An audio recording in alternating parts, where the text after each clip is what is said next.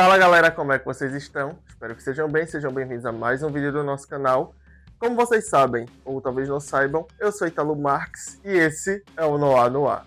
E hoje eu venho falar sobre a adaptação em live action de um personagem que muita gente acompanhou na infância e que chega através desse novo formato para apresentar esse personagem para uma nova audiência, para essa nova geração, apesar de nós termos aí algumas versões em animação dele também veiculadas pela Netflix, mas agora nós temos a chance de ver esse personagem nas telonas e conferir essa aventura de uma maneira que a gente ainda não tinha visto. Eu fiquei bastante animado quando anunciaram esse filme, quando anunciaram o elenco, quando eu vi os trailers, então foi algo que chamou minha atenção e eu estava ansioso pela estreia. Então, ele chegou aos cinemas, fui lá conferir para trazer minha opinião para vocês. É claro que eu estou falando sobre Mestres do Universo. Então, se você quer saber o que eu achei sobre esse novo filme, é só aguardar aí para depois da vinheta.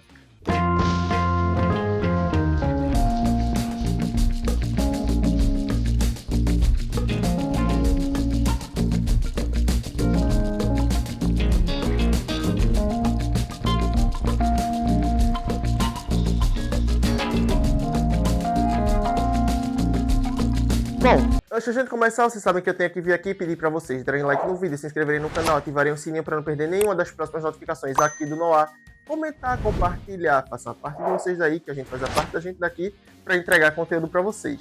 Vai funcionando para vocês, vai ajudar bastante a gente e desde já a gente agradece demais. Jabá feito, bora pro tema.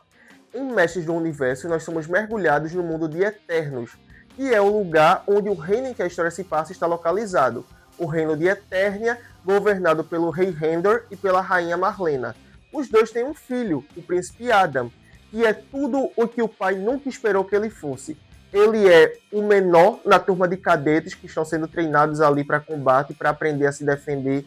Ele é distraído, ele é desmotivado, ele não tem muita técnica de combate e a sociabilidade dele também não é lá essas coisas. Então, ele tem sobre ele essa pressão de ser uma decepção para o pai dele. Ele não quer treinar em combate, ele prefere evitar tudo isso. Mas o pai insiste que ele precisa aprender e ele é motivado por Duncan, que é o mentor do rei, responsável por treinar os cadetes. Mas a relação dele com o pai dele não é muito boa, justamente por ele sentir que ele não consegue atingir as expectativas que o pai dele tem sobre ele. O que já não é algo muito bom, mas que pode piorar muito, principalmente quando o esqueleto e os asseclas dele invadem o reino de Eternia, e apesar dos esforços dos soldados do reino, eles conseguem chegar até o rei Rendor e rendem ele.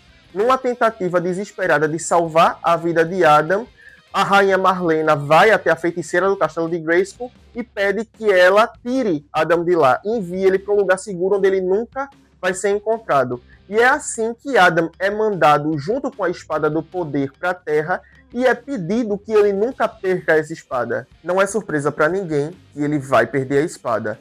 E num mundo totalmente estranho, ele vai passar 15 anos da vida dele alegando que ele vem de um lugar diferente, falando de Eternia para as outras pessoas que não levam ele muito a sério e dedicando cada minuto do seu dia a encontrar a espada. E ele usa a internet para fazer isso, porque ele precisa da espada para poder voltar para o mundo dele. Então, assim, a gente vê Adam tentando encontrar seu caminho de volta para casa, procurando pela espada, e assim que ele a encontra, ele acaba emitindo um chamado que faz com que ele seja resgatado e levado de volta à Eternia, que já não está mais da maneira que ele conhecia, não está da maneira que ele esperava, porque está totalmente dominada pelo esqueleto. E agora cabe a Adam a missão de defender o seu reino, proteger seu povo, libertar todo mundo da tirania do esqueleto, ao passo em que ele também enfrenta uma cruzada muito pessoal para descobrir o herói que ele precisa ser. Desde os trailers, Mestres do Universo já mostrou a proposta que ele adotou para si.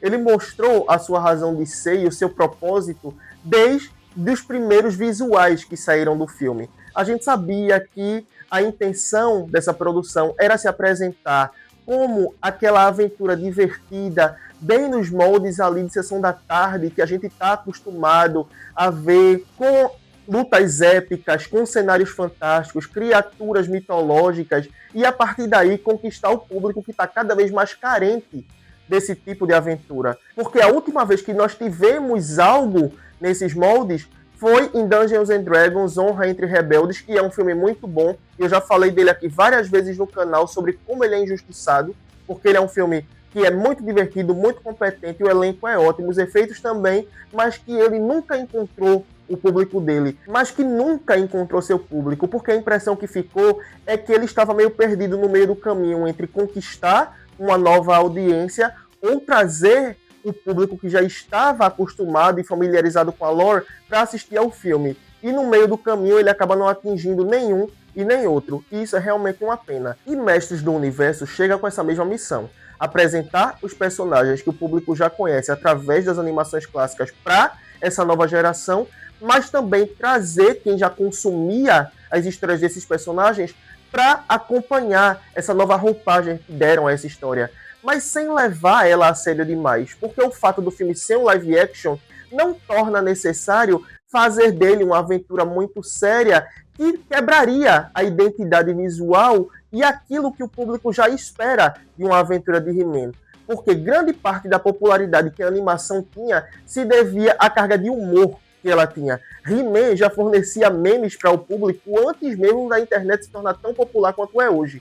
Então, a gente tem uma aventura que segue nessa mesma vertente. É um filme que tem muitos momentos cômicos e o timing cômico dele é muito bom. É o que torna o filme muito divertido. A gente tem uma aventura clássica ali da jornada do herói, o chamado aventura, a hesitação, todo o arco de desenvolvimento dele até ele se tornar aquilo que a aventura espera que ele seja, que é se tornar capaz de derrotar o vilão e salvar o reino dele. Então, a gente tem aquela aventura que a gente sabe que para muitas pessoas é clichê, mas que a gente ama acompanhar de uma maneira ou de outra, porque traz aquele aspecto de nostalgia necessário para que a gente se conecte com a história, que a gente se divirta, torça pelo personagem ali, sem necessariamente se basear apenas na nostalgia, para fazer com que o público se engaje com o filme. A gente tem personagens que são bem desenvolvidos. O próprio protagonista é o maior exemplo disso, obviamente, porque nós temos um He-Man mais humanizado aqui, ele tem as inseguranças dele, ele tem os temores. O vislumbre que a gente tem dele ali no início da aventura é de alguém extremamente fraco, inseguro, e a gente vê isso acompanhando ele ali em parte da vida adulta também, e isso gera excelentes momentos cômicos, porque até o momento em que Adam se descobre como He-Man, nós temos excelentes cenas dele sendo desengonçado, dele se atrapalhando, da falta de traquejo social dele fazendo ele passar vergonha, e são sequências sensacionais que divertem sem sombra de dúvidas.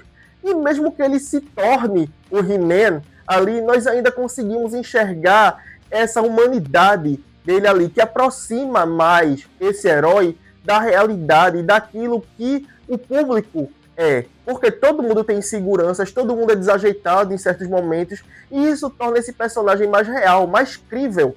E é daí que o charme do filme vem. E claro, isso se deve à excelente performance de Nicolas Galitzine, porque ele está excelente no papel. Ele tem um timing cômico perfeito nesse filme aqui, a gente se diverte muito com ele, porque ele sabe equilibrar muito bem aquele jeito desengonçado, aquele jeito desajeitado e atrapalhado. Ele tem aquela cara de bobalhão ali, e a gente vê que quando o filme exige que ele leve a sério, que ele carregue no drama, e que ele seja ali aquele herói mais badass, a gente também tem isso dele aqui. Então, a gente tem o empenho da performance dele em todas as instâncias, em todos os ciclos que o personagem precisa enfrentar nessa jornada aqui.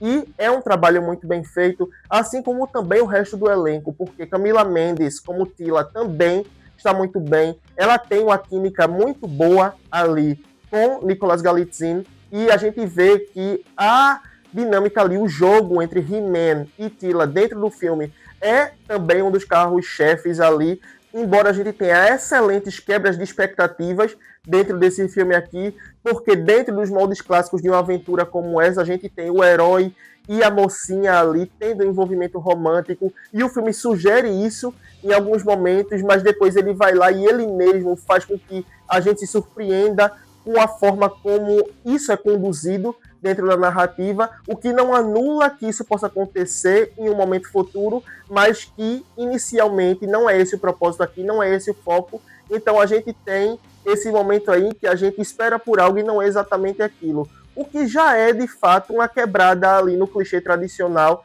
desse tipo de filme. Outro grande ponto forte desse filme aqui é a interpretação que Idris Elba dá a Duncan, que é o mentor, que é outro personagem ali que acompanha o protagonista na maior parte da aventura, e é muito bom ver Idris fazendo um papel como esse, porque a gente sempre tem ele interpretando personagens mais sérios. Vira e mexe ele faz algo mais cômico aqui, mas eu acho que esse personagem é o que mais se distancia daquilo que a gente já está acostumado a ver ele fazendo. Então, eu gostei bastante também da forma como ele trouxe esse personagem, da leitura que ele deu a mentor e a relação que ele constrói também com Tila, que é aquela relação de pai e filha que tem ali seus percalços, aos trancos e barrancos, eles tentam se entender e ele está sempre tentando fazer com que ela enxergue dele todo o potencial que ela via na infância e que ele mesmo deixou de crer que ele tinha por conta de algo que acontece no filme também. Então, a gente tem esse background do personagem também, que dá mais profundidade e mais camada a ele, que é algo que eu gosto muito nos filmes, quando a gente tem o trabalho dos coadjuvantes também ali, quando a gente tem os personagens que estão ali junto do protagonista sendo desenvolvidos, onde eles não são apenas pessoas bitoladas que estão ali simplesmente por serem do bem ou serem do mal. Aqui o filme de fato se ocupa em fazer com que a gente enxergue esses personagens com as camadas que eles precisam ter. Afinal de contas, cada um ali tem a sua história. Outro personagem que rouba a cena para mim aqui é o Esqueleto. Porque ele é um vilão que também sabe equilibrar muito bem a crueldade com o timing cômico. E é de longe uma das melhores interpretações que eu já vi de Jared Leto. E olha que a gente nem tá vendo a cara dele. Eu sinto que ele conseguiu trazer para esse personagem aqui tudo o que a gente esperava que o Esqueleto trouxesse. Porque ele também é um personagem muito cômico nos desenhos. E aqui ele consegue levar isso a outro patamar. Ele eleva a potência desse personagem no filme, e eu gostei bastante porque todas as cenas em que ele apareceu, ou eu estava rindo, ou eu estava completamente extasiado pela roupagem que deram a esse personagem aqui, seja pelo visual, seja pelo roteiro e pela interpretação que ele deu. Então, eu sinto que esse personagem, para mim, é um dos grandes destaques desse filme também. Tem algumas cenas aqui que eu não estava esperando desse personagem e que o filme traz e que eu me diverti bastante, principalmente ali no terço final. Então é de fato algo que me agradou muito no filme, eu ri bastante, eu me diverti muito com o Esqueleto aqui, assim como também me diverti com a dinâmica entre ele e a Maligna, que é a personagem de Alison Brie. Eles têm também alguns momentos aqui que são excelentes dentro do filme, a dinâmica que eles estabelecem é ao mesmo tempo cômica, mas também traz ali uma ameaça e uma cumplicidade que, de fato, apresenta eles como personagens que são vilões que Adam precisa, sim, ter cautela para lidar.